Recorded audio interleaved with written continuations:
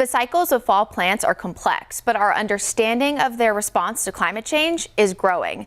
Timing and brilliance of fall color is influenced by factors such as temperature, sun exposure, and rainfall. Any shifts disrupt the ecological and economic value linked to fall foliage. Here in North Carolina, the fall color season in the Western Mountains is the busiest tourist season for this area.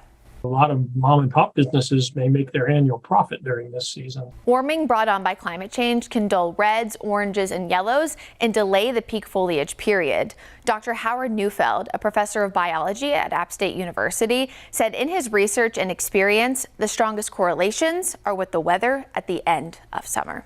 It's a little more complicated because trees are responding to two things in the fall.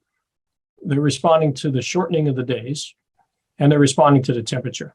All trees react differently. Neufeld says trees like flowering dogwoods seem to respond to day length, while a maple tree may respond quicker to the temperature change. When we stay warmer later in the year, the leaves turn at different times. He calls it desynchronization.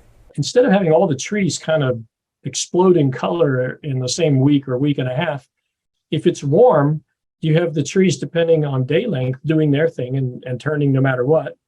But the other trees are waiting.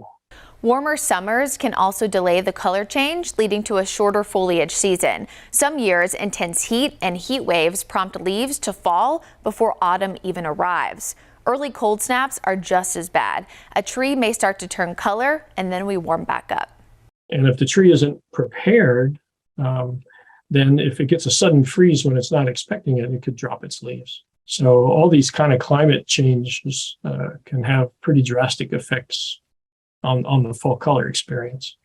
Lack of rainfall is a huge problem too. If trees become drought stressed during the summer, they'll just drop their leaves. Some years I've seen that where they don't even turn color. They just go from being on the tree and the next week they're gone.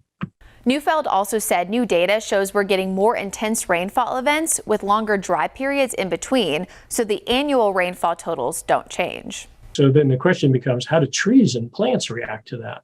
If they're used to rain, every so often, and they're growing, how would they react when they get a ton of rain in just 2 days and then it's 2 or 3 weeks before they get the next rain? We don't know the answer to that. As extreme weather events such as hurricanes become more common and more intense, the strong winds and blinding rain can strip trees of their leaves completely ahead of fall.